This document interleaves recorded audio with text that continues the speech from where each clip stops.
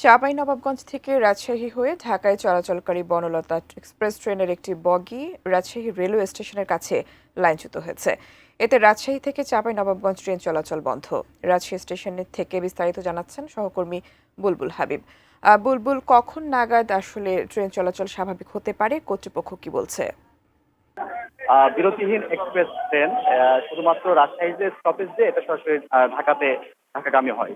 কিন্তু যেহেতু ৭টার কিছুক্ষণ আগে এই মানে রাজশাহী রেলওয়ে স্টেশনের যখন প্রবেশ করছে ঠিক সে সময় ৬ নম্বর বগির ৪টি চাকা সেটা লাইনচ্যুত হয় এবং তার ফলে কিন্তু তখন থেকে সেই ৭টা থেকে আপনার এখন পর্যন্ত মনে করেন ট্রেন চলাচল বন্ধ রয়েছে রাজশাহী থেকে চাঁপাইনবাবগঞ্জের সাথে। এবং আমরা দেখছি যে সব যাত্রীদেরকে কিন্তু ইতিমধ্যে টিকিটগুলো ফিরিয়ে নিতে বলা হয়েছে, কারণ এখন রেল কর্তৃপক্ষ বলছেন যে যারা ইচ্ছুক তারা টিকিটগুলো ফিরিয়ে নিয়ে যাবেন, আর যারা থাকতে চান টিকিট রাখতে চান তাদের রাখতে বলা হয়েছে। তো এখন যেহেতু প্রধানত রেলওয়ে কর্তৃপক্ষ জ্যাকের মাধ্যমে জ্যাক ব্যবহার করে তারা এই চাকাটাকে তোলার চেষ্টা করছে রেল লাইনে, তো জ্যাক ব্যবহার করে, তো যদি স্বাস্থ্যকর অল টাইম ফ্যামিলি কেক, সব সময় অল টাইম হেলদি লাইফ।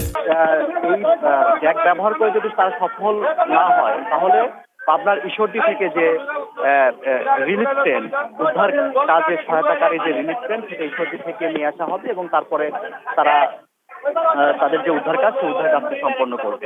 তো যাত্রীরা কিন্তু যেটা বলছিলেন যে তারা যারা ছিলেন ট্রেনে প্রধানত তারা বলছিলেন যে যখন এই রাজশাহী রেল স্টেশনের কাছাকাছি পৌঁছায় তখনই আসলে বিকট শব্দে এই ট্রেনের 4টি বগি লাইনচ্যুত হয়ে যায় এবং আসলে কি কারণে এই ধরনের ট্রেনের লাইনচ্যুতির ঘটনা ঘটেছে এবং কেন ঘটেছে সেটা আসলে কর্তৃপক্ষ এখন পর্যন্ত বলতে পারছেন না।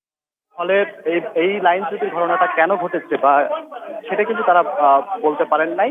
তো আমরা যদি একটু আপনার সাথে আমরা লাইভে আছি, একটু যদি বলেন যে আসলে এই উদ্ধার কাজটা কখন সম্ভব হতে পারে, যদি বলেন যে আসলে এই উদ্ধার কাজটা কখন সম্ভব হতে পারে, আসলে মানে জ্যাক ব্যবহার করে সম্ভব হবে, রিলিফ ট্রেন লাগবে না, রিলিফ ট্রেন লাগতে পারে, আমরা দেখতেছি, চেষ্টা করতেছি, রিলিফ ট্রেন আসতেছে, জ্যাক আমরা এটা দিয়ে আশা করে হয়ে যাবে, না হলে রিলিফ ট্রেন আসতেছে, সমস্যা নেই।